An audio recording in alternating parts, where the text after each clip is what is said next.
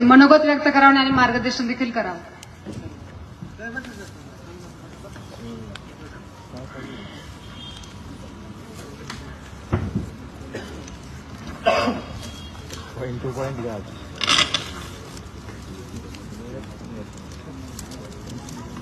महात्मा ज्योतिराव फुले यांच्या स्मृती दिनानिमित्त आयोजित व्याख्यानमालेचे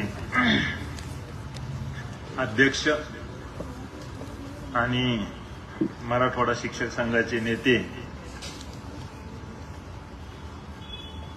उमाकांतजी राठोड सर, ज्यांनी खरे महात्मा फुले आपल्याला समजावून सांगितले असे मराठवाडा डॉक्टर बाबासाहेब आंबेडकर मराठवाडा विद्यापीठाचे मराठी विभागाचे प्रमुख आणि विद्यापीठात वेगवेगळ्या पदं ज्यांनी भूषवली असे प्राध्यापक लुलेकर सर, ज्यांनी औरंगाबाद नव्हे संपूर्ण मराठवाड्यामध्ये मराठवाडा शिक्षक संघ आणि त्याचं कार्य हे निडरपणे सुरू ठेवलेलं आहे. कारण ती निडरपणे मान्यच करावं लागेल. कारण मी मराठवाड्यात 88 पासून आहे सर. 1988 ला डोंगर दऱ्यातल्या एका आदिवासी गावातच मला नोकरी मिळाली. इटोली नावाचं गाव आहे, मी सांगतो तुम्हाला. आंध समाज राहतो मोठ्या प्रमाणावरती. तेव्हापासून जे मराठवाड्यात येते आतापर्यंत आहे.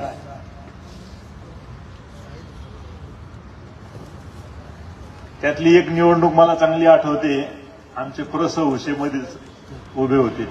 450 मतांनी बिचारे पडले ते. आणि तेव्हा फक्त मराठवाडा शिक्षक संघात फूट पडली आणि परिणाम असा झाला की आमचा जालन्याचा प्रस हुशे पडले आणि पीजी दस्तुरकर निवडून आले. आणि त्याला सुद्धा कारण हे होतं की त्यांच्या विरोधात तिसरा उमेदवार आता जे ऍडव्होकेट सलगरे आहेत हे नांदेडमध्ये उभे राहिले आणि त्यांनी 700 मतं घेतली आणि प्रस हुशे तेवढ्यामुळे पडले. आणि तिथून जे हळूहळू या मराठवाडा शिक्षक संघाला गळती लागली, तरी त्यानंतर पीजी दस्तुरकर, त्याच्यानंतर पम पाटील, घाडगे सर असे 3 आमदार त्यानंतरही झाले. परंतु ती सुधारणा होता होता मागच्या वेळेला वाचली. तरी सुद्धा या शिक्षक संघाला माझ्या खूप खूप शुभेच्छा आहेत. मला इथे जे बोलवलंय तो एकदम अपोजिट विषय आहे सर आता. कारण महात्मा फुले गुणवत्तेवर बोलत होते. महात्मा फुलेंनी गुणवत्तापूर्ण शिक्षणाची संकल्पना मांडली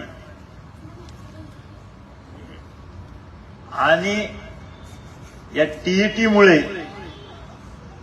आम्हाला जे प्रश्न पडलेत, तुमच्यासारख्या त्या प्रश्नाचं उत्तर शोधण्यासाठी मॅडम मला पण 10-12 प्रश्न स्वतःला मांडून घ्यावं लागले. काय काय प्रश्न होते ते, की ही सक्ती करायचं काय कारण असेल, पहिला प्रश्न पडला मला. दुसरा पडला, सक्ती तर केलीच केली पण ती पूर्वलक्षी प्रभावानं का लागू केली. तिसरा प्रश्न पडला, सरकारला याच्यातलं वाईट काहीच वाटत का नसेल. चौथा प्रश्न पडला, बरं याच्यावर पर्याय शोधायचा तर काय पर्याय असेल. आणि 5वा प्रश्न पडला की जर हे नसताना गुणवत्ता सुधारायची असेल तर ती कशी सुधारावी लागेल. असे एक सर्वसाधारण 4-5 प्रश्न मला जेव्हा पडले आणि त्यातून उत्तर शोधता शोधण्याचा आपण प्रयत्न करतो आहोत. सगळ्यात महत्वाची गोष्ट, याच्या सुरुवातीकडे आपण गेलं पाहिजे. घटनेच्या कलम 45 मध्ये मार्गदर्शक जी तत्व होती त्यातलं एक तत्व होतं की 14 वर्षापर्यंतच्या मुलांना मोफत आणि सक्तीचं शिक्षण देण्याचा प्रयत्न करेल, आरटी नाही. घटनेतलं कलम 45 म्हणजे ते मार्गदर्शक तत्व होतं की आम्ही प्रयत्न करू असं नाही. हळूहळू त्यात बऱ्यापैकी वेगवेगळ्या राज्यांचे केसेस सुप्रीम कोर्टापर्यंत पोहोचल्या आणि उन्नीकृष्णनची जी केस होती आंध्र प्रदेश वर्सेस उन्नीकृष्णन, या केसमध्ये सुप्रीम कोर्टाने सांगितलं की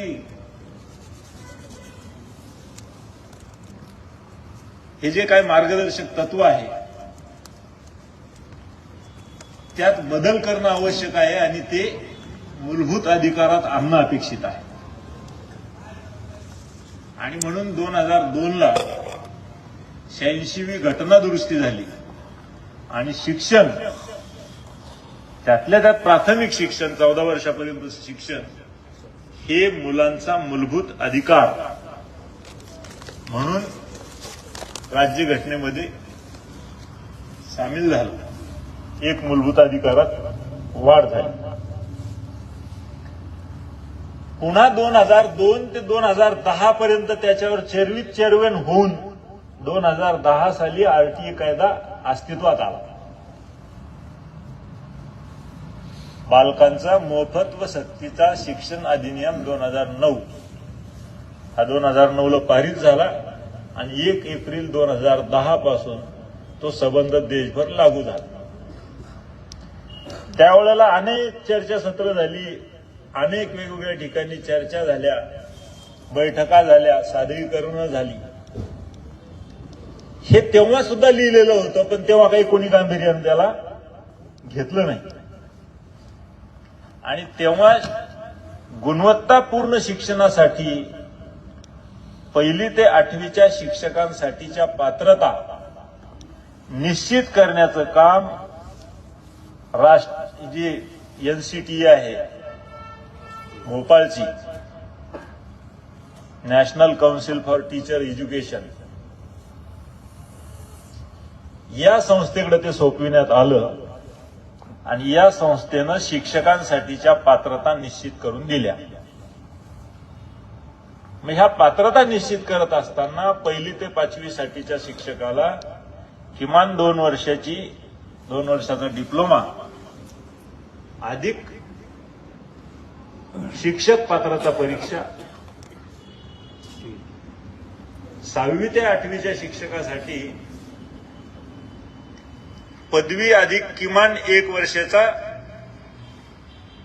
बीएड अभ्यासक्रम आणि शिक्षक पात्रता परीक्षा अशा अर्हता निश्चित केल्या आणि ती अधिसूचना जुलै 2010ला प्रसिद्ध झाली.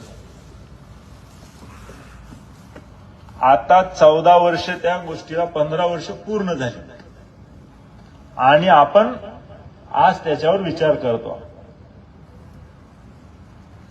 जुलै 2010ला जेव्हा ह्या पात्रता निश्चित केल्या त्यावेळी मात्र त्यात स्पष्ट होतं की इथून पुढे शिक्षकांसाठी या अर्हता लागू राहतील. म्हणजे 22 जुलै 2010च्या अगोदर जो कोणी नियुक्त आहे त्याला टीईटी उत्तीर्ण होण्यापासून सूट देण्यात आलेली होती. मग मला पुन्हा तुमच्यासारखाच प्रश्न पडला, मग असं जर होतं सुप्रीम कोर्टानं आता असा कसा निर्णय दिला की जे कार्यरत आहेत त्यांना पण टीईटी लागू आहे आणि ज्यांना नव्यानं सेवेत यायचं त्यांना पण टीईटी लागू आहे. मग हे करत असताना यात अनेक गोष्टी घडल्या. मध्येच प्रमाती शिक्षण संस्था एक संस्था आहे, त्या संस्थेनं सुप्रीम कोर्टामध्ये याचिका दाखल केली आणि त्यांनी सांगितलं की हे सगळे कायदे जरी लागू असले तरी अल्पसंख्याक संस्थांना हा कायदा लागू होऊ शकत नाही. आणि विशेष म्हणजे सुप्रीम कोर्टाने त्या प्रमाती एज्युकेशन संस्थेचं म्हणणं मान्य केलं आणि तेव्हा आरटीई कायद्यातल्या ह्या तरतुदी अल्पसंख्याक संस्थांना लागू होणार नाहीत असा एक निर्णय 2014ला देऊन टाकला. त्या 2014 पासून आतापर्यंत अल्पसंख्याक संस्था याच्यातून सुटल्या. मग आपल्या बाबतीत काय घडलं? तामिळनाडू राज्याने एक परीक्षा घेतली, पश्चिम बंगालने एक परीक्षा घेतली आणि केरळ राज्याने एक परीक्षा 2014ला घेतली. आणि ती परीक्षा घेताना टीईटीच्या गुणाच्या आधारे शिक्षकांची निवड सुरू केली. म्हणजे नवीन शिक्षक भरती ही त्याला टीईटीत जे गुण मिळालेले आहेत, म्हणजे मुलाखती टाळल्या, वास्तविक त्यांनी केलेली कृती चांगली होती. मुलाखती टाळल्या आणि डीएडच्या नंतर जो कोणी उमेदवार आहे त्यांनी टीईटी मध्ये त्याला जे काही गुण मिळाले त्याच्यानुसार मेरिट लिस्ट बनवायची आणि त्याच्यावर शिक्षकांची निवड करायची असा निर्णय घेतला. परंतु हा निर्णय आरटीई कायद्याच्या विरुद्ध आहे म्हणून आमच्यासारखी काही लोक न्यायालयात गेली. हायकोर्टानं याचिका फेटाळली. ती याचिका सुप्रीम कोर्टात गेली आणि सुप्रीम कोर्टात गेल्यावर त्या याचिकेला इतर स्टेट काही कनेक्ट झाले. आणि तेव्हा 2015-16ला सुप्रीम कोर्टाने सांगितलं की टीईटी परीक्षेचे मार्क हे निवडीसाठी ग्राह्य धरता येणार नाही, त्याला कोणतं वेटेज तुम्हाला देता येणार नाही, ती फक्त एक क्वालिफाईंग परीक्षा आहे. मग आमच्यासारख्या हुशार राज्यांनी म्हणजे इतर राज्यांनी हाही प्रश्न त्यात विचारला, मग प्रमोशनसाठी पण ही टीईटी लावायची का? तर कोर्ट म्हणलं हो.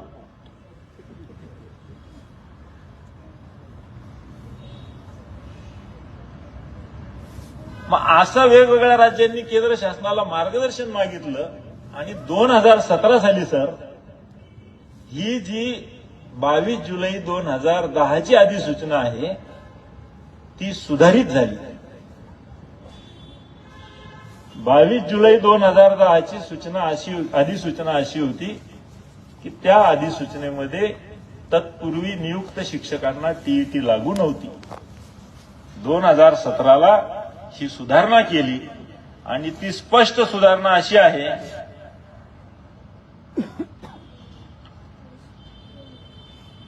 लक्ष प्रभाव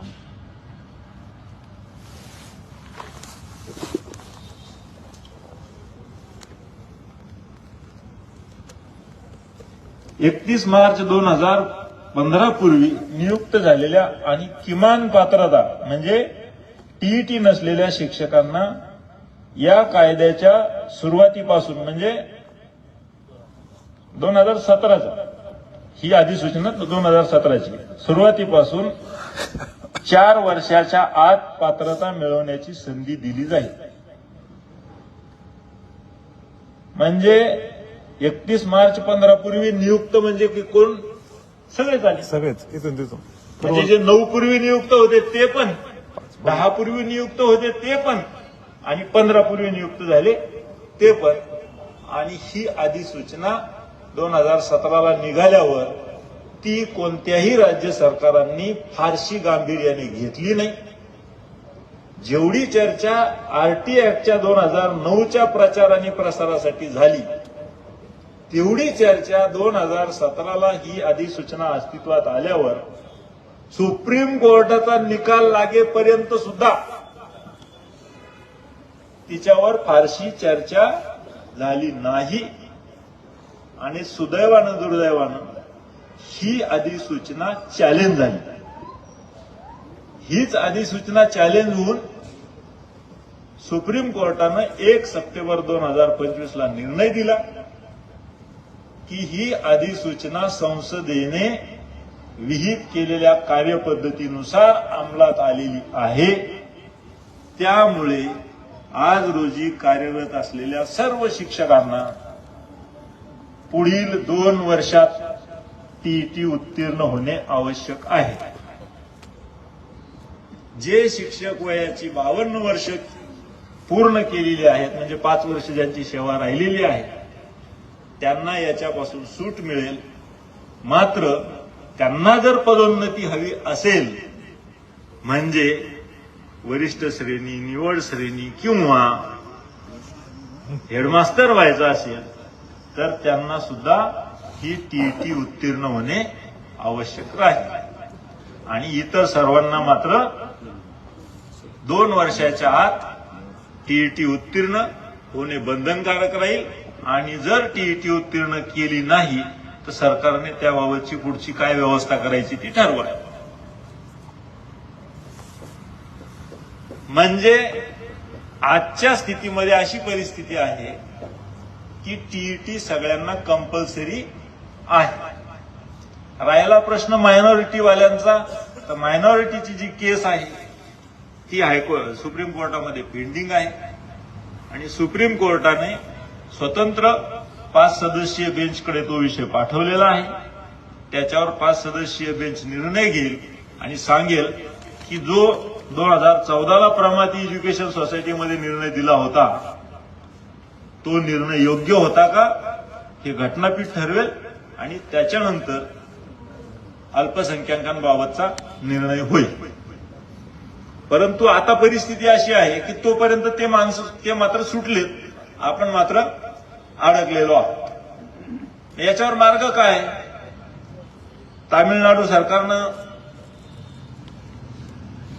पुनर्विचार याचिका दाखल केली, पश्चिम बंगाल सरकारनं पुनर्विचार याचिका दाखल केली, यूपी सरकारच्या मुख्यमंत्र्यांनी डायरेक्शन दिल्यात पण अजून दाखल झालेलं नाही, महाराष्ट्र सरकारने अजून दाखल केलेली नाही. मग आपण काय केलं पाहिजे? काय केलं पाहिजे गोंडे पाटील?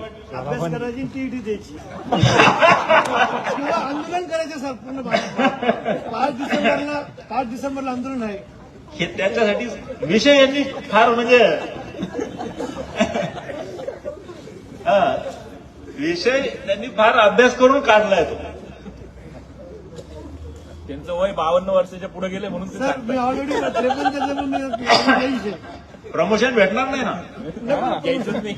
अशी शाळा बंद पडेल 2-3 वर्षात सर. ती 24 वर्षाची श्रेणी भेटणार नाही. निवड देणार निवड म्हणतो त्याला नाही म्हणतो. कुठेतरी कोणता तरी लाभ जाईल ना. मग आता काय केलं पाहिजे त्याच्यामध्ये? तर सरांनी एक उल्लेख चांगला केला होता की सर्क्युलर आणि जीआर मधला फरक आपल्याला कळत नाही. सर्क्युलर काय असतं? ते एक धोरण ठरलेलं असतं आणि धोरण जे ठरतं ते जीआर मध्ये म्हणजे शासन निर्णयानुसार ठरतं की शासनानं असा निर्णय घेतलेला आहे की या गोष्टी आम्ही या पद्धतीने करू किंवा कराव्या, पण आम्ही त्या करत नाहीत. आणि म्हणून आमचे कान उपटण्यासाठी, कान टोचण्यासाठी जे पत्र काढलं जातं त्याला सर्क्युलर म्हणतात. की या शासन निर्णयात अशी तरतूद आहे, तुम्ही हे करण्याच्या ऐवजी दुसऱ्याच गोष्टी करत आहात, त्याच्याऐवजी हे करा. हे झालं सर्क्युलर. आणि शासन निर्णय जो शासनाने म्हणजे शासनाच्या प्रतिनिधीने घेतलेला असतो. शासन निर्णय हा कोणताही सेक्रेटरी घेऊ शकत नसतो, कोणताही त्याच्या खालचा अधिकारी घेऊ शकत नसतो. शासन म्हणजे मंत्री आणि मंत्र्यांनी घेतलेला निर्णय म्हणून तो शासन निर्णय असतो. मंत्री किंवा त्याच्या वरचे जे सगळे आहेत मग यांनी घेतलेला निर्णय हा शासन निर्णय असतो. या सगळ्यांच्या वरचा अधिनियम असतो ज्याला आपण कायदा म्हणतो आणि तो त्या राज्याच्या विधिमंडळाने पारित केलेला असतो. शिक्षण हा समवर्ती सूचीतला विषय आहे. शिक्षणावर कायदा करण्याचा अधिकार राज्य शासनालाही आहे आणि केंद्र शासनालाही आहे. आणि जेव्हा एकाच विषयाचे 2 कायदे अस्तित्वात असतात तेव्हा केंद्राने केलेला कायदा हा राज्याच्या कायद्यापेक्षा श्रेष्ठ असतो. हे आम्ही नागरिक शास्त्रात शिकलेलो आहे. श्रेष्ठच आहे तो, म्हणजे तोच अंतिम ठरतो, फायनल तो झाला. आता इथे राईट टू एज्युकेशनचा ऍक्ट हा भारताच्या संसदेनं मंजूर केलेला कायदा आहे. नव्हे त्याला भारतातल्या 50% पेक्षा जास्त राज्यांनी मान्यताही दिलेली आहे. म्हणजे सगळ्या विधानमंडळांकडे तो पाठवण्यात आला होता 2009चा कायदा. तेव्हा हा संबंध जगातला हा 135वा देश आहे भारत, की जिथे 14 वर्षापर्यंतचं शिक्षण मोफत आणि सक्तीचं देण्याचा कायदा करण्यात आलेला आहे. म्हणजे आपल्याला किती वेळ लागला तरी सुद्धा बघा 135वा देश ठरलो आपण. खूप उशीर झाला आपल्याला हे करायला. तो गुणवत्तेबद्दल बोलणारा कायदा आहे.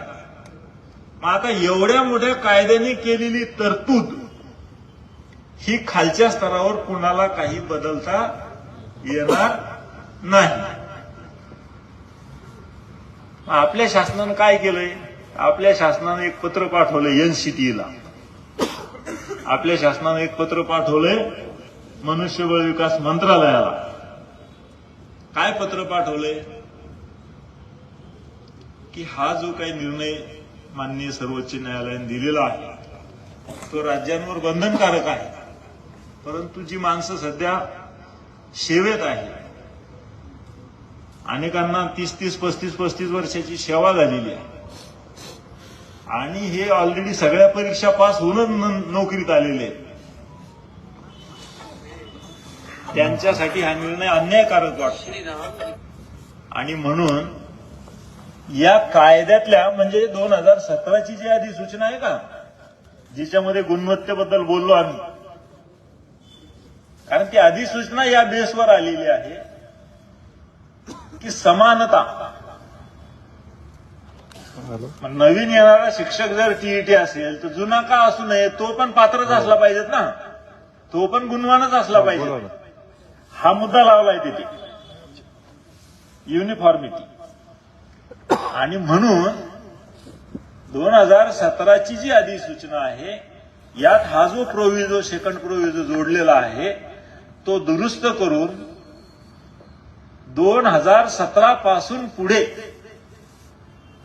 नियुक्त झालेल्या शिक्षकांना हा लागू राहील अशी दुरुस्ती करावी, अशी मागणी आपल्या सरकारने केलेली आहे. आता मूळ मुद्दा असा आहे की भारतातल्या अनेक राज्यांनी जर मागणी ही लावून धरली तर यात दुरुस्ती होऊ शकते. केंद्राकडून अजून तर काही याच्यावर कुठेही कोणतंही भाष्य नाही, परंतु बऱ्यापैकी दिल्ली, तामिळनाडू, पश्चिम बंगाल, यूपी, राजस्थान इकडच्या शिक्षकांनी एकदा मला वाटते दिल्लीत आंदोलन पण याच्यावर झालेलं आहे. आणि म्हणून मला वाटत नाही की पुनर्विचार याचिकेने याच्यावर काही फरक पडेल. आपल्याला सगळ्यांनी मिळून हाच विषय ताणला पाहिजे की ही जी 2017ची आकस्मिक लागू झालेली अधिसूचना आहे, कारण ती आकस्मिकच लागू झाली. मी तुम्हाला सांगितलं तेव्हा तुमचं लक्ष होतं की नाही माहित नाही. 2017ची अधिसूचना पास झाल्यानंतर सुप्रीम कोर्टाचा 1 सप्टेंबर 2025ला निकाल आला, तोपर्यंतही बऱ्याच लोकांना ही अधिसूचना माहीत नव्हती. आणि म्हणून ही जी 8 वर्षे शासनानं वाया घातली ती आमच्या शिक्षकांच्या मुळावर आलेली आहे. आणि म्हणून सरकारने यात भूमिका घेऊन ती अधिसूचना आता काढा किंवा तिच्यात दुरुस्ती करा आणि जे लोक पूर्वी कार्यरत होते हा कायदा लागू होण्यापूर्वी त्यांना याच्यातून वगळा. मात्र जे ही अधिसूचना आल्याच्या नंतर सेवेत आलेले आहेत त्यांच्यासाठी मला वाटत नाही की याच्यातून कोणताही बदल होऊ शकेल. अशी आजची याच्यातली वस्तुस्थिती आहे. त्यामुळे आपण सर्वांनी या 2017च्या अधिसूचनेत दुरुस्ती करण्याबद्दलचीच योग्य मागणी जर आपण लावून धरली तर तिच्यातून काहीतरी आपल्या हाती येऊ शकतं. आणि ती मागणी मान्य होण्यासारखी सुद्धा मागणी आहे ती की आपल्याच कायद्यानं जो 2009ला पारित झाला, 22 जुलै 2010ला त्याची अधिसूचना एनसीटीने जी पहिली काढली ती स्पष्ट होती की 2009 पूर्वी नियुक्त झालेल्या शिक्षकांना ही परीक्षा लागू असणार नाही. अहो, त्याच्या पुढे जाऊन आपल्या शासनानं तर अजून मूर्खपणा केलेला होता. 13 फेब्रुवारी 2013 पासूनच आपल्याला लागू केली होती, त्याच्या आधी नव्हतंच आपल्याला. खरं म्हणजे शासनाला केंद्र शासनाचा नियम मोडण्याचा अधिकार नसतो. केंद्र शासनाचा जो कायदा आहे त्याच्यात ऍडिशनल इन्स्ट्रक्शन शासन देऊ शकत नाही, त्याच्यापेक्षा चांगलं काहीतरी करू शकतं. दुसरा मुद्दा याच्यातला असा आहे की अधिकाधिक परीक्षा हा तो एक प्रश्न मला पडला होता की मग असंच जर असेल आणि या शिक्षकांना जर ही परीक्षा आवश्यकच असेल तर शासन असं का करत नाही बाबा? शासनाने जे एक ट्रेनिंग कोर्स डिझाईन करावा महिनाभराचा 15 दिवसाचा, त्या ट्रेनिंग कोर्समध्ये पुस्तक द्यावं एक चांगलं छान, आणि त्या पुस्तकाच्या आधारावर प्रश्न काढून त्याची परीक्षा घ्यावी. त्याचं कारण असं आहे, कायदा जरी केंद्र शासनाचा असला तरी राज्य शासनाला या परीक्षेचा अभ्यासक्रम ठरवण्याचा अधिकार दिलेला आहे आणि ती परीक्षा आयोजित करण्याचा अधिकार पण राज्य शासनाला दिलेला आहे. आणि म्हणून आपण जर या पद्धतीने हे मुद्दे मांडले की तुम्ही एकीकडे हे आम्हाला याच्यातून सवलत द्या की जे शिक्षक 2015 पूर्वी, आता 15 लावून धरलं पाहिजे, कारण आपोआपच आपल्याला संधी कशामुळे मिळाली? संख्या 2017ची जी अधिसूचना होती त्या अधिसूचनेमध्ये जी तारीख दिलेली आहे ती 2015 आहे. म्हणजे शासन जर स्वतःहून 2015 म्हणते तर आपण कशाला 9 म्हणायचं? आता आपण 2015 म्हणलं पाहिजे. म्हणून 15 पूर्वी नियुक्त शिक्षकांना याच्यातून वगळण्यासाठीची सुधारणा करा कायद्यात या अधिसूचनेत. आणि मुद्दा नंबर 2, राहिलेल्यांना उत्तीर्ण होण्यासाठी शासनाने प्रशिक्षण आयोजित करावं, शासनानं अभ्यासक्रमाचा आराखडा तयार करावा, तसं एखादी क्वेश्चन बँक तयार करून द्यावी आणि त्या क्वेश्चन बँक मधून आमची खुशाल परीक्षा घ्यावी.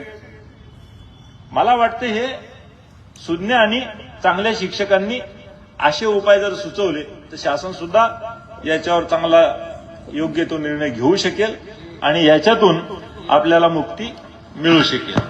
आता याशिवाय जर आपल्या काही शंका असतील तर आपण विचारू शकतो.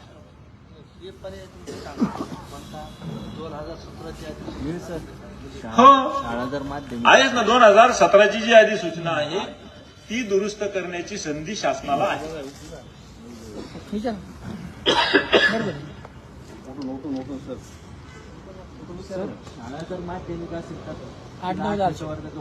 पहिली ते 8वी पर्यंतच्या शिक्षकांना ही परीक्षा लागू आहे. आपल्या मराठवाड्यामध्ये 50,000 शिक्षक हे शासकीय आहेत जे पहिली ते 8वीवर शिकवतात आणि जवळजवळ 56,000 शिक्षक हे माध्यमिक शाळेत आहेत. त्यातले 9वी 10वीचे जर सोडले तर त्यांना सुद्धा ही परीक्षा लागू आहे.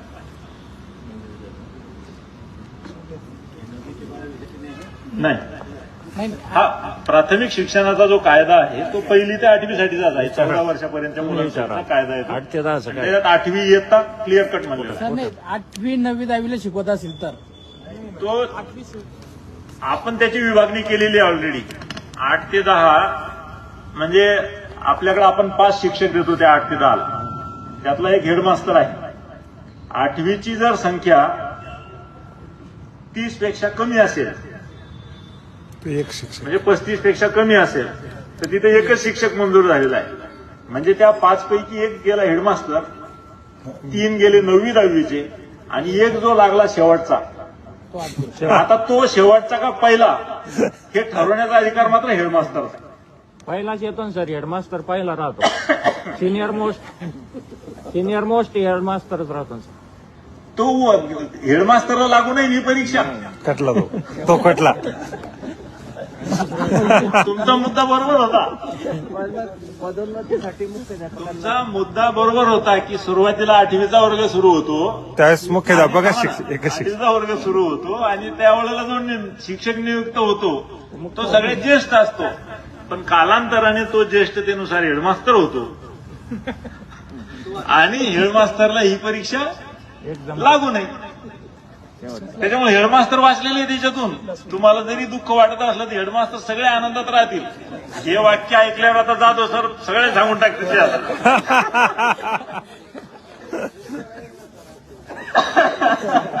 ज्युनियर आता सगळे ज्युनियर. आणि ते 52 वर्षापेक्षा जास्त असेल त्यांना हात घेऊन दाखवलं. दाखवतात 8वीला नाही, नाही, आता तो अधिकार तुमचा आहे. हा ना. मुख्याध्यापकाला जर अधिकार असेल तर 52 वर्षापेक्षा तो दुसरी एखादा वर्ष. अर्धा शिक्षक वाचू शकेल, त्याने फार फरक पडेल असा नाहीये. या पळवाटा झाल्या, हो. परंतु याला सामोरं आपल्याला जावं लागणार आहे. आणि जर मागणी करायची तर ही एक समान मागणी सगळ्यांनी मिळून करावी.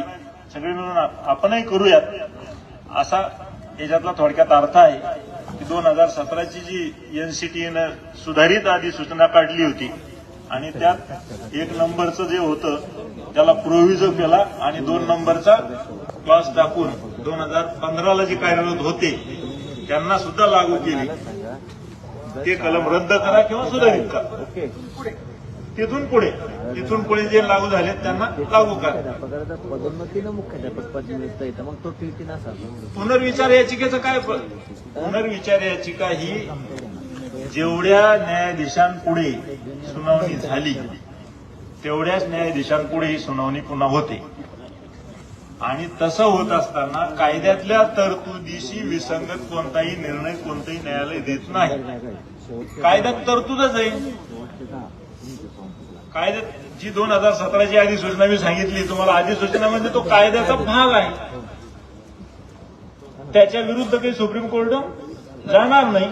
आणि म्हणून म्हणजे आता तुम्ही एखाद्याला म्हणाल तुम्ही असं का बोलायला लागले की महाराष्ट्र शासनानं घेतलेला सध्याचा निर्णय मला योग्य वाटतो या कारणासाठी की अधिसूचना याच्याऐवजी शासनाला विनंती करणे केंद्र शासनाला आणि त्यात दुरुस्ती करून घेणे. फक्त त्याच्यासाठी की ती दुरुस्ती येईपर्यंत कोणतीही कारवाई करू नये.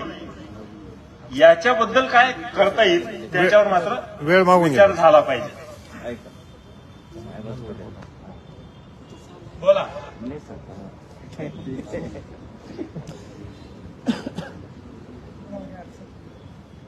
ठीक आहे, मग काही प्रश्न नसतील तर सध्याची टीईटीची परीक्षा अशी आहे.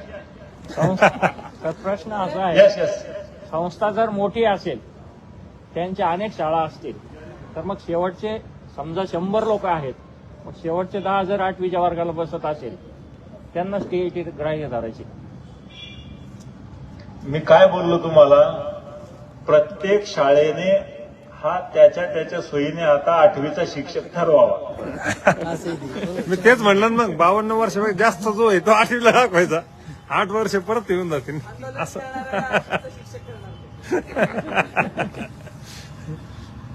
अनेक पळवाट आहेत. शेवटी शाळेचं व्यवस्था तर मग अल्पसंख्याकांच्या बाबतीत असा असमानता का केली जाते का? म्हणजे मला असं वाटतं न्यायाचं जर मूळ तत्व समानता असेल तर शाळा ह्या विषयामध्ये अल्पसंख्याक बहुसंख्याक हा भाग म्हणजे परत ही जाती व्यवस्था असल्यासारखंच केलं.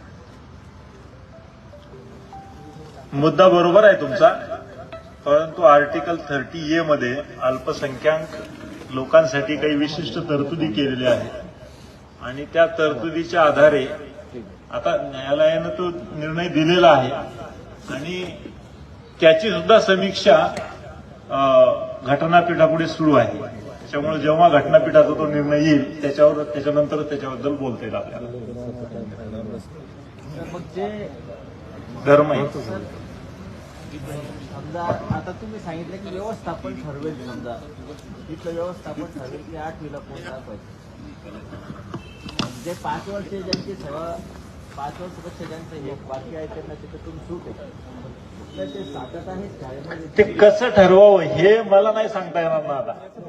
आता समजा तुम्ही हेडमास्तर आहे शाळेमध्ये, तुम्ही स्वतः मुख्याध्यापक आहेत, तुमच्याकडे 5 शिक्षक आहेत, राहिले 4, 4 पैकी 8वीचा कोण आहे हे खरं तुम्हालाच माहिती आहे. पण तो रिटायरमेंट जवळ आहे 2-3 वर्ष. मी काय सांगितलं तुम्हाला हे खरं तुम्हालाच माहिती आहे. मग तुमच्यासारखे 100 हेडमास्तर आहेत ते ज्याचं त्यालाच माहिती आहे की याच्यातला 8वीचा कोण आहे. त्याचं समान धोरण नाही सांगता येणार. सर याच्यात फिजिकल टीचरला सुट आहे का? शिक्षकाला कोणाला सुट नाही आता. नाही.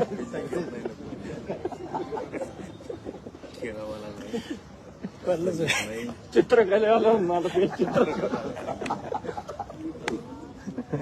नाही सर, त्याच्यात तुम्ही तो जो मुद्दा मांडला का त्यांनी अभ्यासक्रम ठरवा, कारण की टीईटीचा अभ्यासक्रम म्हणजे स्वतंत्र अभ्यासक्रम आहे त्याचा. त्या अभ्यासक्रमाकडे पण लक्ष देणं नाही. त्याच्यापेक्षा जसं आपण वरिष्ठ वेतन श्रेणीचं प्रशिक्षण घेतो, निवड श्रेणीचं प्रशिक्षण घेतो, त्यात आपण परीक्षा घेतो. आता यावेळेस परीक्षा द्यावी लागली आणि त्या परीक्षेवरती जर तुम्हाला तुम्हाला सांगू का तुमचा प्रश्न मला समजला. हे असं आहे राज्य शासन